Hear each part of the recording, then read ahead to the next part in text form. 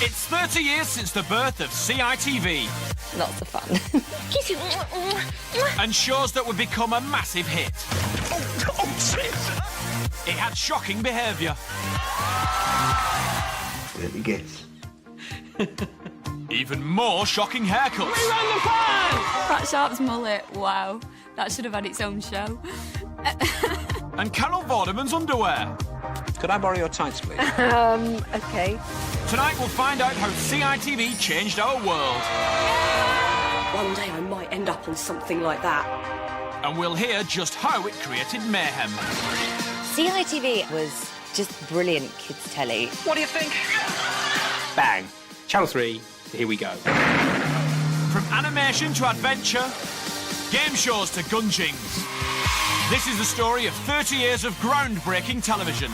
Without it, we wouldn't be where we are today. No way.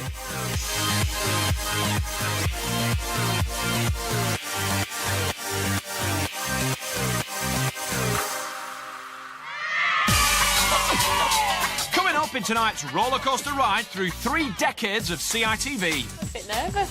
Me too. We take the stars of Corrie back to the children's ward. Oh, no. Cheer out. We find out how Art Attack lit up the Big Apple. Here we go. Christmas. Yes. And see how Sooty & Co are still causing chaos after all these years. I say not too much, Sooty. Oh, we've got a right one there. But first, do you remember when Saturday mornings were like this? CITV brought a fresh look to the weekend with new shows like these. Saturday morning television for children was an institution. That was a rip-roaring start for the audience. Everyone watched it. Everyone watched Saturday morning telly. Alistair Stewart for News at 10 at the front. Stop messing about. Number 73, rein me in. Big red door, yellow 73. Come in, have some fun.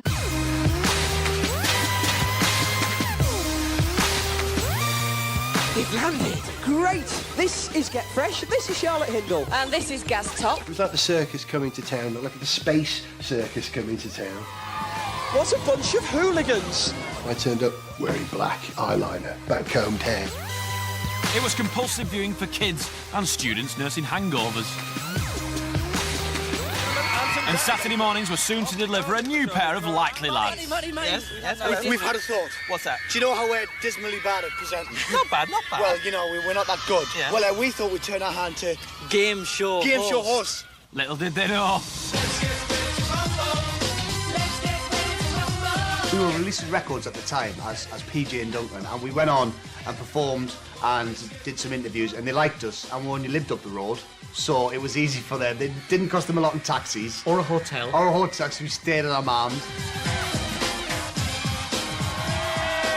Thank you, boys. You were marvellous out there. Terrific stuff. So they said, can you come back next week? And we said, yeah, all right, then we'll come back next week. And then it kind of went on from there, really. We were on it every week. Yeah.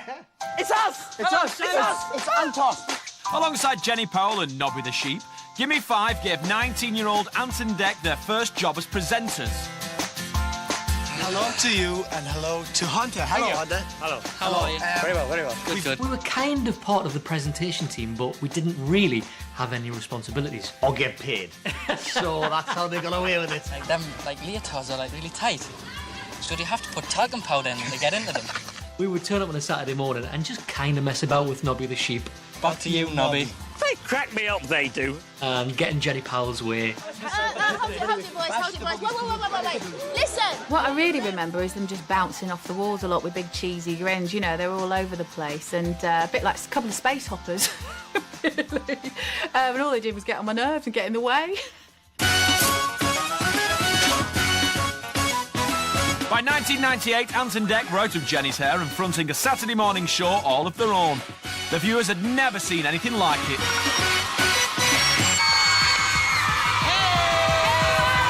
Welcome to SMTV Live. It was the real sort of coming of age for Ant and Deck. They really came into their own on that show. That was kind of like the show that I looked up to, like the shining beacon show that I was like, one day I might end up on something like that. I wouldn't mind watching that myself. SMTV really changed Saturday morning TV, and mainly due to Anton Deck. Is it a thick chick? We set out not to be the show that talks down to kids. We wanted to talk to them. You've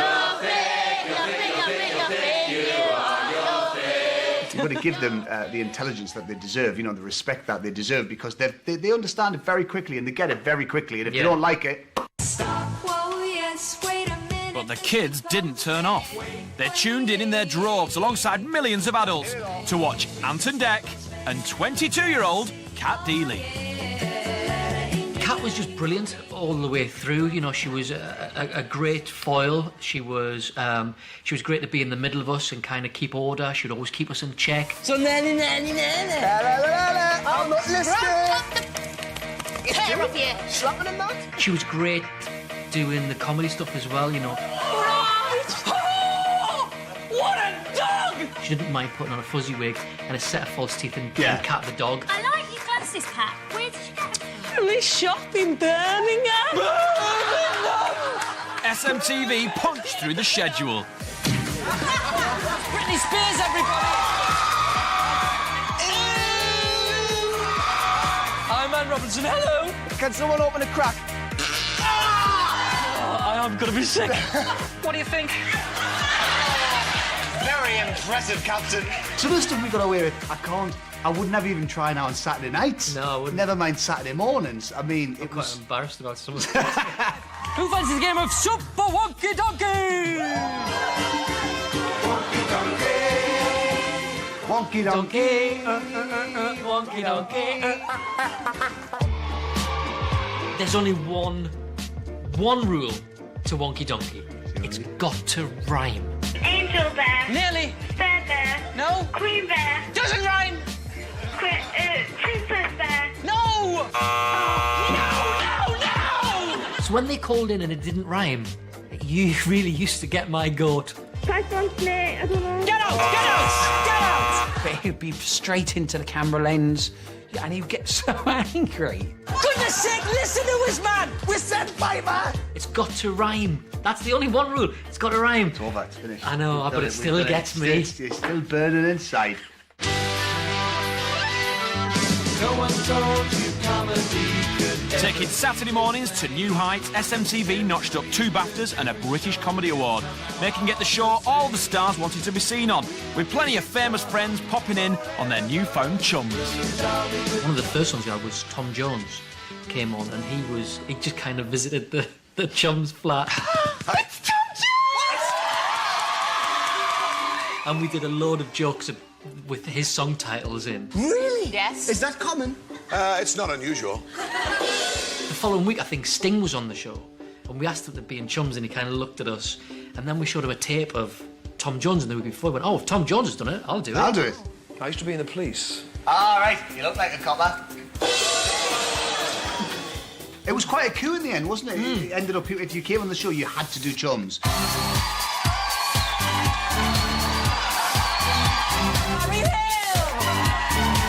Frank Skinner was always very funny on it. He played a stripping vicar a few times. Yeah. Mariah Carey did it one week. That's right, she did. Yeah, she was Kat's bridesmaid Right. when she got married. Yeah. Sooty and Sweep. That was one of my favourite ones. Your stag too, My I think. stag party. Yeah. Ooh. Ah, nice one, Sooty! Right in the eye, Sooty, and with a lot more water than we rehearsed. Brilliant! And like any good sitcom, chums had a romance running through it. Me and Kat, all alone in the flat. I think I'm gonna kiss her. We'd always have what we call a snog interruption. It was always a break on our romance. You know, it never let us really take off. For 5 glorious years, SMTV pulled in record-breaking ratings. I've never had so much fun on telly as I did on SMTV. It's just the most fun ever. And I don't think any other job that we do will ever be as fun as Saturday mornings. It was just the best time. SMTV came to an end for Anton Deck in 2001. All it needed now was a happy ending. Yeah, a long, long snog. We did. We had a snog on the Oh, very yeah. last show.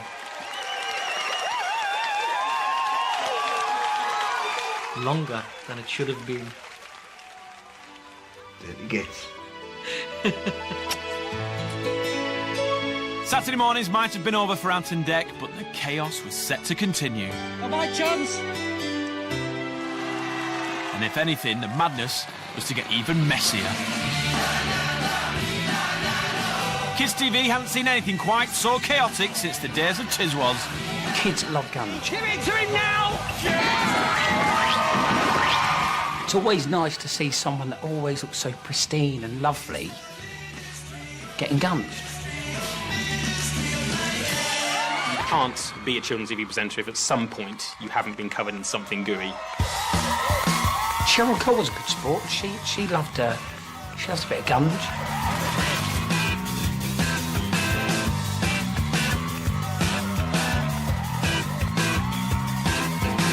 For that sort of 2 years, I sort of smelt of cake. A sort of off-cream smell in my hair lingered for about 2 years. But things didn't always go to plan. We had Santa Claus in, and he was told that's the cake that you need to cake Holly with. Simple. For whatever reason, he picked up the cake that was like a brick. It was just there for show. It was never ever going to be used. I've got a present for you. Oh, no! Oh! He caked Holly. He nearly broke her nose. I can revive your brick of a cake, which you shoved in my face quite well. I thought, I'm going to have a nosebleed. Luckily, I was all right, but I don't know how. Not that Holly was always the innocent party. Holly Willoughby, right? You see her on this morning. Sweet butter wouldn't melt. The real Holly is celebrity juice Holly. That's all I'm going to say to you. That is the real Holly. Holly, where are you? Holly! Oh, Jesus! When she was going for that door, she went for it. Go on. Only on Saturday mornings. Still to come, host CITV started with a blast. The rocket ship set was bonkers. It's like sitting in a cupboard, really. Biggins' first trip to the jungle. The swamp was hideous. And a pat on the back for the funhouse. We run the fire! People actually say, you made my childhood.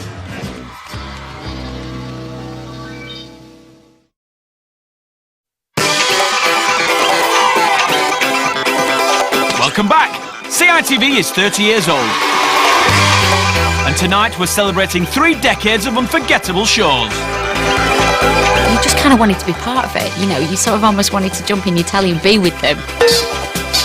I would be Sooty, Yeah. Kat would be Sue, and you would be Sweep. Daisy. Today, CITV entertains a new generation. With shocks and surprises. Here I am! And tons of tales. There once was a pirate named Captain Blacktooth. But it all began 30 years ago with the captain of a ship. No, not him. The 3rd of January 1983 saw one small step for Matthew Kelly. Matthew to Mick. Come in, Mick. One giant leap for children's television. Boogie, boogie, boogie. Well, of course, I was the very first to be launching Children's ITV. What a pleasure and a privilege it was. To boldly go where no man's hand has ever set foot. That's the mission of ITV Starship. Every weekday, Matthew had proper stars in his eyes as he jumped in his spacecraft and welcomed millions of kids home from school. The rocket ship set was bonkers. It's like sitting in a cupboard, really. It was tiny, and it had these ridiculous levers. I don't know what they were for. Ooh, this is not a happy computer. There, now come on. Are you going to tell us what's on Children's ITV tomorrow? He even got the job of introducing his own shows. You're dead. You must be mad. About sailing, skiing, climbing, jumping airplanes. You must be mad. About bouncing, bouncing. This week, we're mad about cats.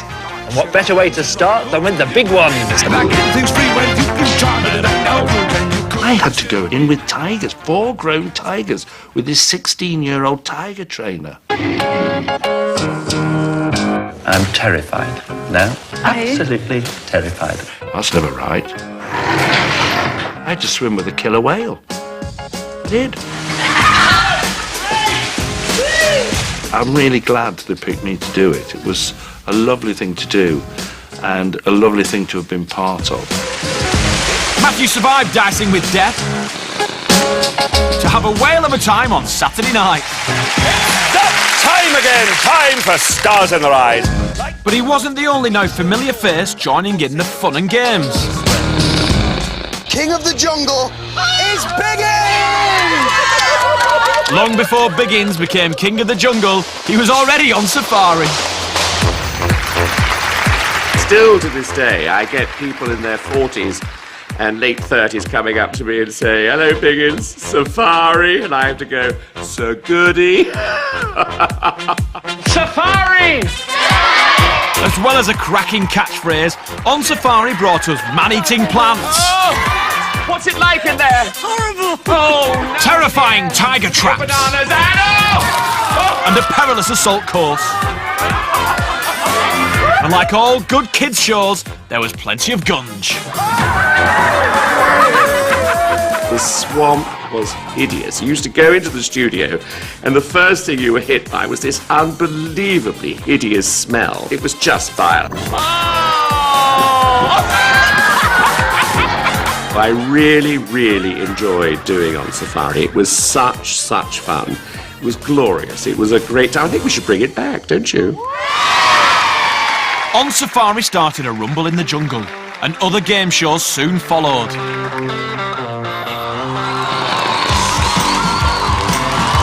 There were space-age quizzes. In which game is Eric Bristol? That's correct. Pumped-up party games. It's an inflatable salt course, essentially, which would be so fun as an adult when drunk, but it was definitely for kids. As we grew up, the playgrounds just got bigger and bigger. It was one huge set. It cost like £1 million to build, which I think was the most expensive children's TV set at the time. And when computer games were just starting out... So enter, stranger, to the castle of confusion. You could play out your nightmares and fantasies with Dungeon Master Treguard. Ooh, scary. I was a slightly menacing character to start with. A lot of the kids were scared to death of me. Danger team, this is the lair of the dreaded car. Forward again. I loved Nightmare. I wanted to be on that show so badly, I can't even tell you. Okay, Daniel, left. Right. Ooh, nasty. But if the dungeons proved too dark, you could always let your hair down in the fun house. It's outrageous. That Sharp's mullet, wow. That should have had its own show.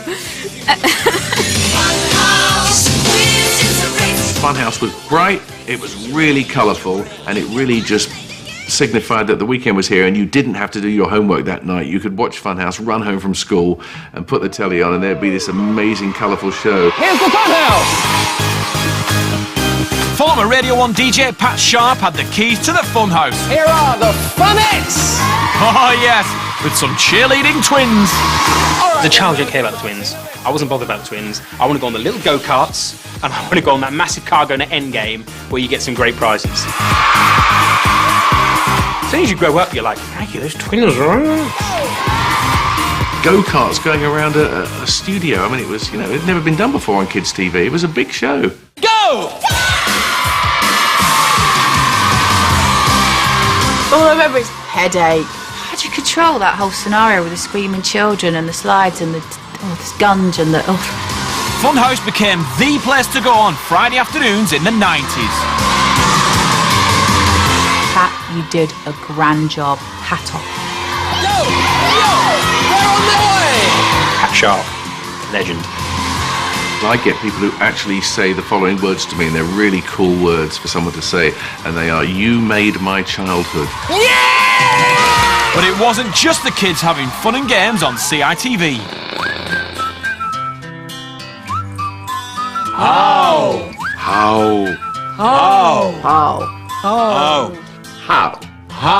If I had £1 for everyone that's come up to me and gone, how? How can you balance a spoon on the end of your nose? Gaz, please try it. Carol, please try it. It really is a programme which people remember. You know, it's quite incredible. Breathe on the inside of the bowl of the spoon to create some moisture, and then friction will do the rest for you. That is how. You put something in YouTube now and you figure out how it is or how it works. This would do it on a weekly basis for you. How quickly can you make ice cream? Well, in moments, providing you've got liquid nitrogen. Fred Dinage and his team were never afraid of asking questions, no matter how bizarre. How hard is the Tour de France? How can a fish help you to relax? How do you know when a spider is dead? How can crisps keep you warm? Young people have got this thirst for knowledge, this need to know how this works, how that happens. How did the sucker make a comeback? How To somehow made science fun. Oh yeah, that's tingling. Though I'm not sure Gaz Top would agree. It's swelling up. I reckon he's had about 3 pints already. That looks more ow than how. Oh, I'm glad that's over. Poor Gareth. The kids didn't know they were kind of being taught things because it was disguised with a lot of laughter, a lot of fun, a lot of explosions, a lot of eggs. But beneath it all were serious messages and serious information. It really was an educational program in a way. How can you tip a bucket of water upside down without the water tipping out of it? For Fred Dinage, How would prove a lifetime's work. Coming out. Oh, we got it. Look at that. Not a drop spilled twice. He'd been with the show through the 60s and 70s. Done before, one after the other. Here we go. Hey! Hey! Hey! Fred was my hero.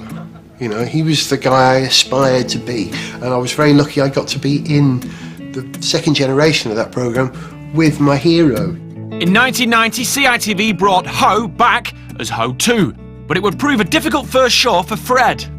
We just were going in to record the first How To programme ever, and I got a phone call from my brother to say my dad had died. And I said, well, I must come home now. And he said, no, because he said, you know, Dad loved How, and he would have loved to have seen you in How To, so stay there and do it. And Carol and Gareth were great to me. We got through the day, and the show worked. I'll never forget the very first How To we ever did because of that reason. For nearly 200 shows, the How To team went to great lengths to teach us absolutely everything. How can you reinvent the tandem? We did ridiculous stuff on How. Wonderful. I've ridden a jet-powered skateboard. Yes.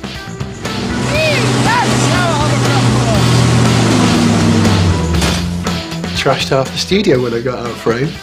Gaz, top of the class. Honestly, this was in the days before health and safety, thank goodness, because I'm not sure we'd be allowed now to do the things, certainly in the early days, that we did. But How To wasn't all about big studio stunts. How do you make a green-haired thingy? A new generation sprouted up learning all sorts of tricks.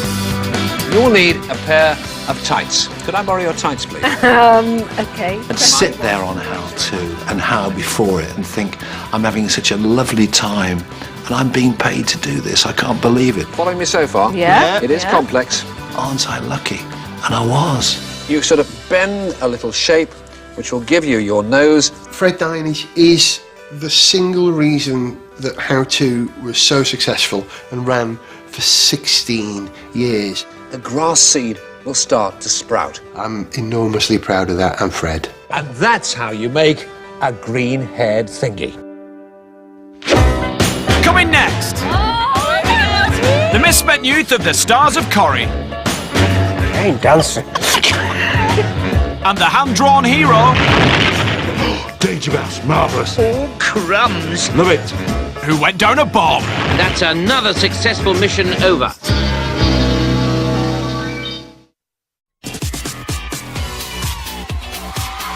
We're celebrating 30 years of CITV and shows that always hit the target.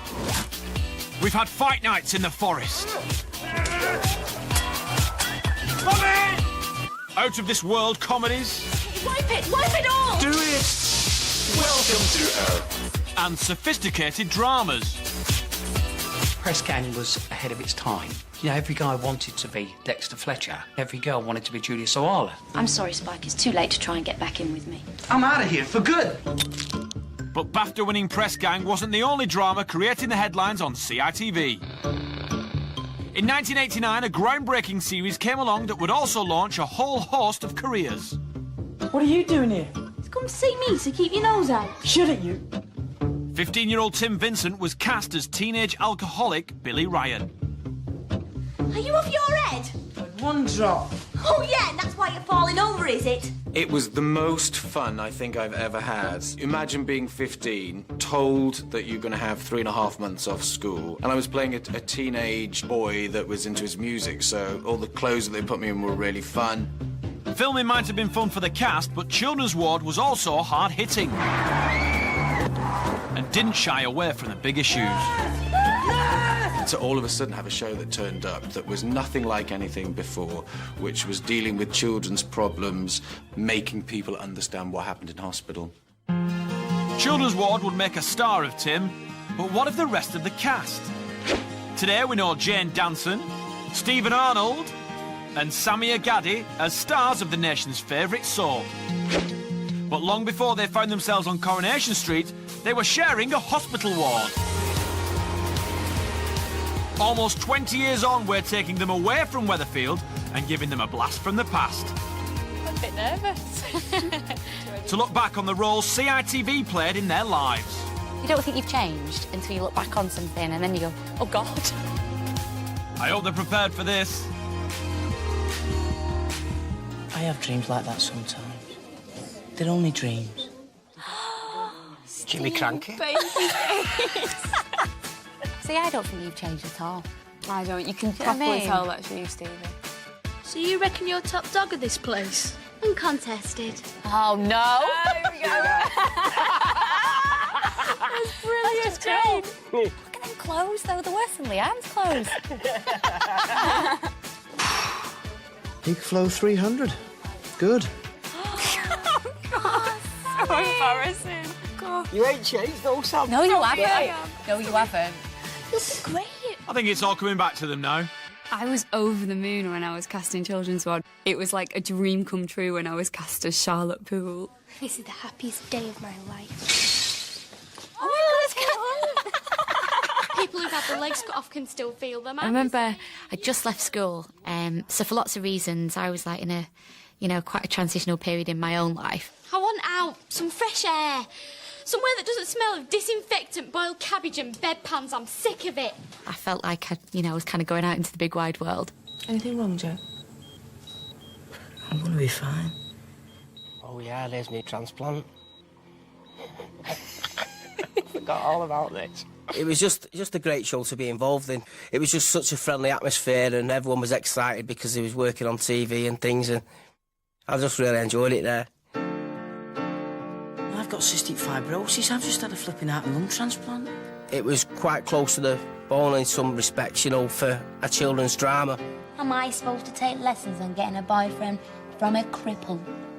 Children's Ward dealt with issues for young people, whether it was bullying in school or domestic family situations, the breakdown of families or whatever it was. It wasn't just about the medicine of it all. I just don't care.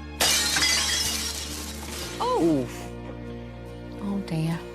But there were moments of light relief amongst the drama. Oh, my God. And for Jane Danson, a hospital romance. Oh, I'm gonna die. Jane Danson. And at Granada Television in Manchester, the young cast of Children's Ward soon found themselves among some household names who would soon become colleagues. Children's Ward set was like right next door to Coronation Street, basically. I think one of the directors one day took us around the street and showed us all, what it was like, and I was like blown away with it and thought one day I'd love to do this. When we all went to the canteen, we would see all the Corrie cast, and I would kind of look from afar and pretend that, I'd not really seen anybody, and it's like, oh God, there's Campbell. Oh no, there's Percy Sumter or whoever it was, and just think that they were these massive megastars. I could have only dreamed that one day I'd be on Coronation Street. I just look back at it with fond memories, I just had a great time on it. And I think it was a great learning curve because it was my first really big TV break. I look back on the ward with really happy memories. It was really quite special, actually. Getting the part changed my life forever. If it hadn't been for Children's Ward, I probably wouldn't be sitting here now, definitely. Looking at old clips like that, it makes you go, yeah, that's pretty cool. But it wasn't just edgy drama that's made CITV cool.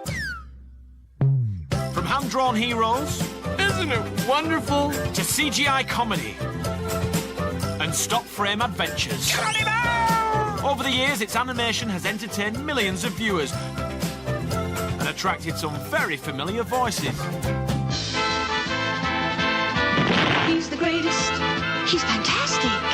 Wherever there is danger, he'll be there. In the early 80s, actor David Jason was to take on two of the most famous roles of his career, Derek Delboy Trotter and Danger Mouse. Now, you get some shut-eye, Penfold, and maybe the weather will be better in the morning. Crumbs, Chief, I hope so. I don't like this. With Terry Scott as Penfold and Edward Kelsey as Baron Greenback, Danger Mouse was watched at its peak by an astonishing 21 million viewers. Danger Mouse, marvellous. Love it. A secret agent, so secret that even his code name has a code name. Danger Mouse was one of my favourite cartoons of the time. Gee. Penfold, his trusty assistant. Oh, crumbs. Baron Greenback, his his nemesis. Despicable utter. He had that really cool sports car that he lived in the post box in Baker Street, and the curve used to flip up and the car would come out. Danger Mouse was just incredibly cool. Better split up and look around. Right, sir. Can I split up and come with you? No, Penfold. Penfold, obviously, is the one that you want to laugh at the most. I mean, Danger Mouse was cool, but I think Penfold, man, just says a lot about me. Maybe I like the nerdier one. That says a lot about me. I wasn't the cool child. That's the problem. But saving the world came at a high cost. I'll show that Richard Mouse. With each 10-minute episode made up of over 2,000 drawings. Why are we going to the North Pole, Danger Mouse? A lot of colouring in was avoided with frequent missions to the Arctic. This thing is slowing the world down. And there's very little I can do. Crikey! Oh, apart from turn it off. Danger Mouse still stands the test of time. You can still play that now to kids now, and they absolutely love it.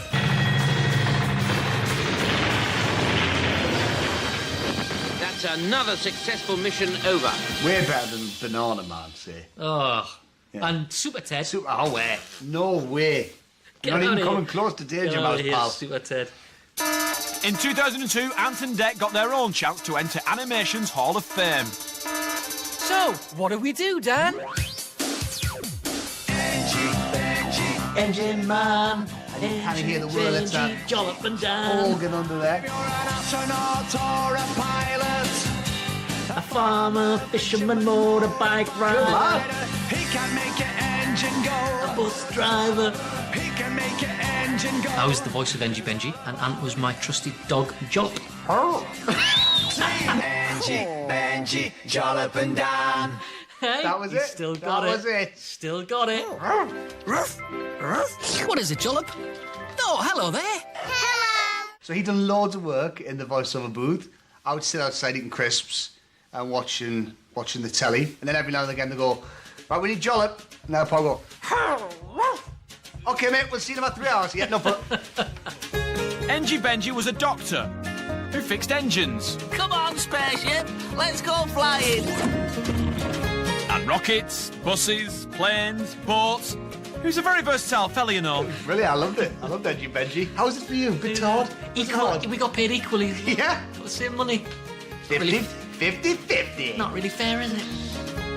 With his dog Jollop and Dan the Van, Engie had a great backup team. And in Series 2, Trucker Troy, which was me. Aha! I think we've found our messmaker. Engie Benji, I sure am glad to see you. I got in there at the end. They give me a speaking part. I'm as clueless as a codfish. I actually came up with the idea for Trucker Troy because I thought he wasn't doing enough work. He still wasn't in it a lot, but, you know, great days. Oh! Vroom, vroom! Still to come. Big crayons the size of a giant. One man and his super-sized dreams. It turned into this. And a reality check from the silent star of children's television. I couldn't do my job if I didn't think Sooty was real. And Sweep and Sue, you know. Of course they're real.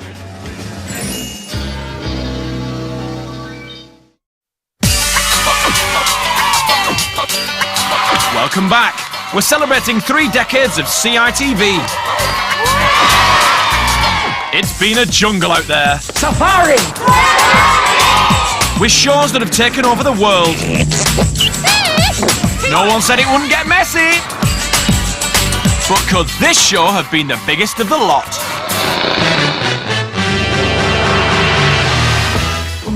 Art Attack. Big crayons the size of a giant. Hello there. Good to see you again. Yes, Art Attack was big. Especially the set. It was a friend of ours said that Art Attack started because Neil Buchanan had a pencil case and he dropped it and all the pencils went everywhere. He went, how about if we supersize this? This is a show. That didn't happen. I bet it did. Ask Neil. I bet you didn't. Yes, brilliant art attacks. You know, I often say the simplest ideas are the best. Inspiration did indeed come to creator and presenter Neil Buchanan when he was lying on his living room floor surrounded by the contents of his pencil case. I phoned the producer up. I said, come over to my house quick. When he came over, I said, lie on the floor. He went, I beg your pardon? I said, lie down on the floor. And he lay down and I said, what do you see? And he went, the Art Attack set. And then it turned into this. And a show that played out at 5 to 4 on a school day afternoon. It's all about having fun with art. It's just a case of looking around you and you can find loads of things to make pictures with. I wanted you to be able to go to your dustbin, get stuff out and be able to make something really cool. Take an empty washing up liquid bottle. Now, to make a batty wing bat, you need an empty loo roll tube. I loved Art Attack. Neil Buchanan was amazing. He was like a hero. Try yourself a sponge cloudy sky. Each show had a grand finale, a so-called big art, created by Neil and captured from above. Everyone says to me, was the lines on the floor that you used? No, but I did have a monitor at the side that I could look at. Because of course the camera was on a crane looking down, so I had to see what was going on. It was art on a grand scale, never before seen on TV. No one said it was going to be easy. Lentils are very bouncy, and I would pour them and they were just pinging everywhere, so I couldn't actually get the picture to sit still. A lot of the times that he did stuff and you were like, how has he even done that? This was a show with big ambitions, and at Christmas, Art Attack would travel the globe. I went back to the team and I said, where do you want to go for a Christmas treat? And they all went, shopping in New York. All the girls would go, we want to go shopping. So I went back to the network and I said, yeah, I think I could probably light up New York skyline. And they went, brilliant, sounds awesome. Taking out the power in the Big Apple would lead to one of the show's most memorable moments. Are you ready? Are we ready? Here we go! We're going. We're going. Look at that. Look at that. There they go. Go on, Joe. Go on, Joe. It's gonna work. It's gonna work. Come on, Joe! Yeah! Happy Christmas! And Neil knew he was onto a good thing. So the following year, we could do a surfing Santa. And they went, brilliant! And that was it. Off we went to Barbados.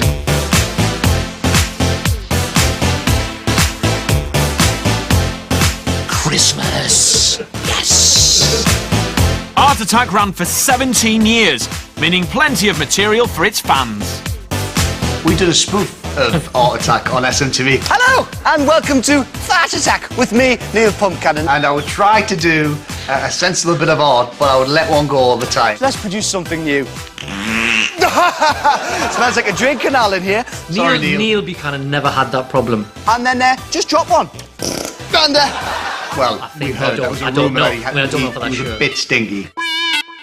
Neil's supersized idea was sold around the world, making it the most successful art programme ever. It was 500 shows, 2,000 ideas, most of them at this desk. Looking back on it now, all those years ago, very, very proud.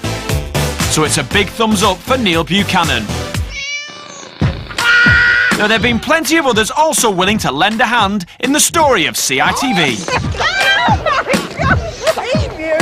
He's helping you. But when it comes to puppets behaving badly, there's been none worse than the star of the longest-running kids' TV show in the world. Do you know what this is? Sooty in the Nude.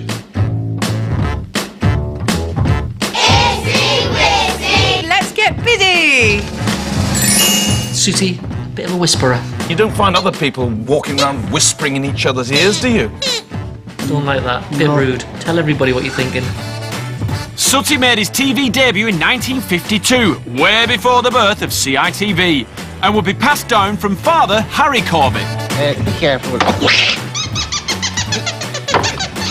To son Matthew. I am not afraid of water. Put that down. In fact, Sooty was just part of the family. My father was very, very romantic, and he massively attached to Sooty as a person almost. Sooty, you are a naughty boy. When Sooty was in his little travelling box, there were air holes in it. Right, settle down now and all go to sleep.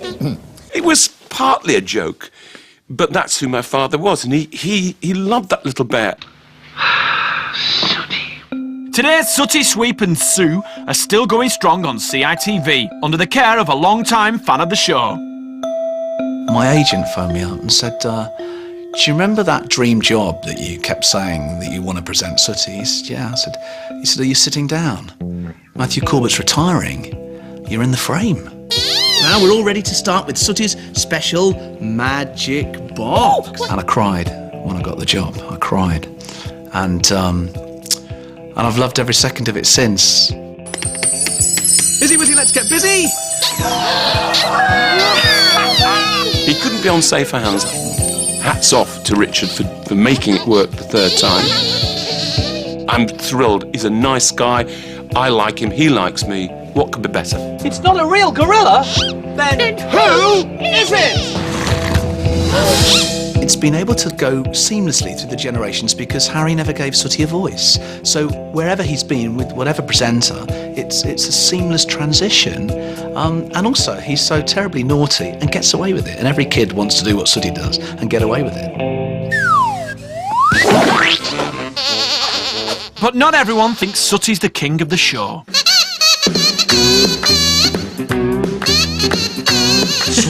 Sweep. He's the one, isn't he? Sweep was the Sweep. If you were one of the three, you'd want to be like Sweep. Oh, I certainly would. I'd be Sweep. Looks like Sue's the one wearing the trousers to me. Am I sure? Well, of course I'm sure, sausage brain. She didn't take any rubbish of the other two. I mean, she was clearly in control of that gang. Together, Sooty and Co continue to bring carnage and chaos to a host of celebrity victims. It's always great when you get celebrity guests, because they don't know quite how to handle the whole thing, and they seem to be willing to make complete fools of themselves just because it's Sooty. Do you find that funny at all? Not remotely. Jack Dee and Harry Hill and Matthew Kelly, all coming because they felt something. They didn't do it for the money. They did it because they wanted to be on that programme. Good afternoon, Sooty. Very pleased to meet you. Anne Widdecombe did nearly get whiplash as she entered the ghost train. And we nearly killed Paul Daniels with a pizza. Sooty threw a pizza at Paul Daniels and knocked him out. There was a complete moment on set of, we have all gone too far and it's not funny now. As Debbie McGee was saying, oh, Paul, are you all right? Now that's magic. You shouldn't laugh. So, as Sooty continues his reign on CITV, only one question remains. Of course Sooty's real. Sooty's real to everybody that watches it. I couldn't do my job if I didn't think Sooty was real. And Sweep and Sue, you know. Of course they're real.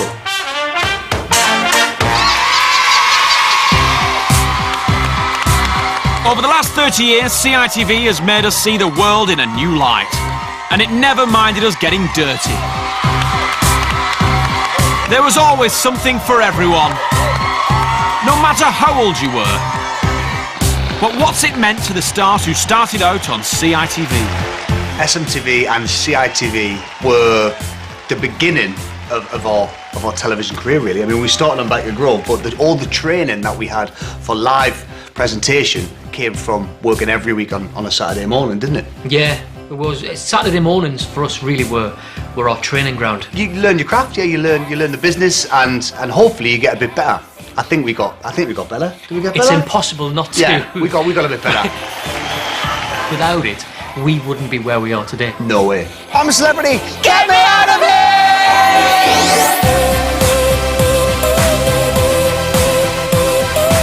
Do you know what? It's really great to have been the first on children's ITV. It's great. I kind of feel really honoured.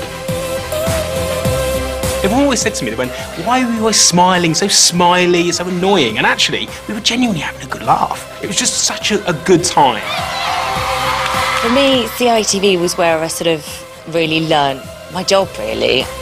Not so fun. Now, where's that birthday cake?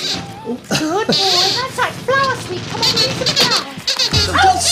Be careful with that! Oh, dear, oh dear. Oh, here goes the milk. Not too much, Sooty. Right. I say not too much, Sooty. Oh, dear. Come on, sweet, mix it up, quickly. Come on. Now you're for it. Oh, no, Sooty, no. No. Oh. Come on, boy. Just use the magic wand. Here we go. Easy, Wizzy. Let's get busy. Hey! Happy birthday, CITV! There's more magic next Saturday as the CITV channel goes retro from 9:25 in the morning. Back to tonight though, 3 families will win a holiday. Sun, sea or caravanning are the options. Dale's Great Getaway tonight from 8:30.